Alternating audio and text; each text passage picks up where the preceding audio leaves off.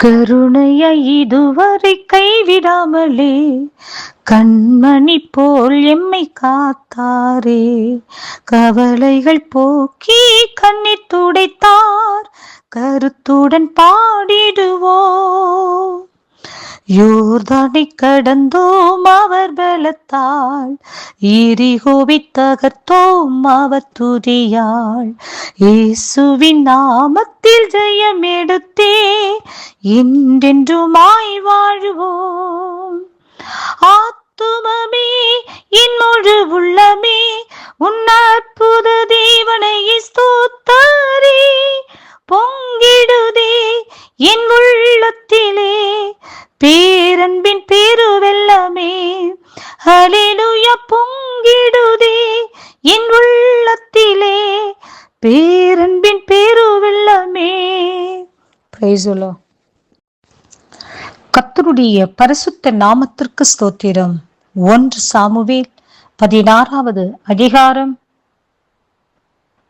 18 முதல் சில வசனங்கள். அப்போது அந்த வேலைக்காரரில் ஒருவன் பிரதியுத்தரமாக, இதோ பெத்லெகேமியனாகிய ஈசாயின் குமாரன் ஒருவனை கண்டிருக்கிறேன். அவன் வாசிப்பதில் தேறினவன், அவன்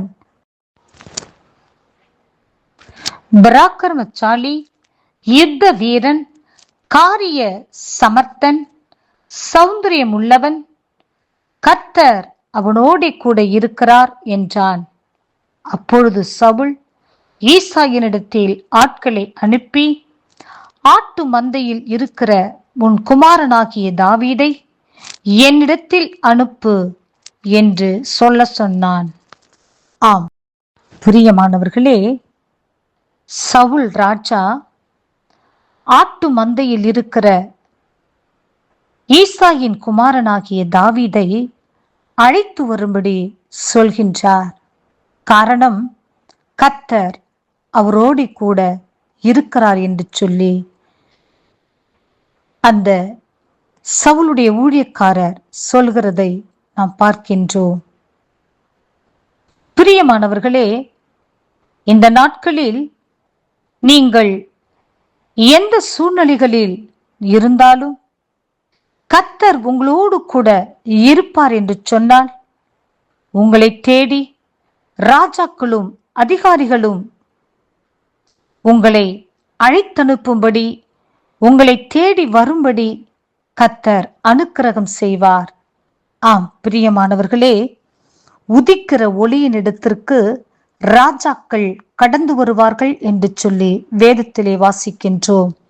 ஆம் பிரியமானவர்களே, உங்களோடு கூட கர்த்தர் இருக்கிறபடியினாலே உங்களை அற்பமாக நினைத்தவர்கள் மத்தியிலே கர்த்தர் உங்களை அழைத்து அவர்கள் கண்களுக்கு முன்பதாக உங்களை உயர்த்தி கனப்படுத்துவேன் என்று சொல்லி வாக்கு கொடுக்கின்றார்.